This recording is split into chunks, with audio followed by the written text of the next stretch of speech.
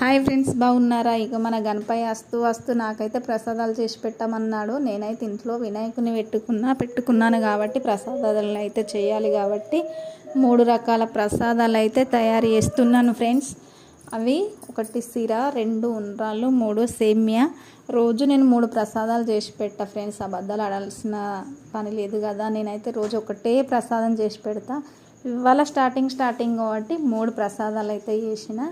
నేను అనుకుంటానా, నేను చేసిన ప్రసాదాలు అయితే దేవుడు బుజ్జరిండా అరగించి నాకైతే వరాలు ఇచ్చిపోతాడని నిజంగా హ్యాపీగా ఫీల్ అవుతానా. ఇక నా ప్రసాదాలు అయితే పూర్తయినాయి.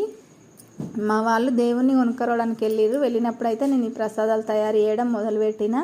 అన్నీ కొంచెమే చేసిన ఫ్రెండ్స్. ఎందుకంటే బాగా ఎత్తే పని తీరదు కదా, అందుకని దేవుడి మందం అయితే కొంచెం చేసిన ఫ్రెండ్స్. మళ్ళీ బయట దేవుడి కోసమని లడ్డూలు కూడా తీసుకొచ్చిండ్రు. ఆ లడ్డూలు, సేమ్యా,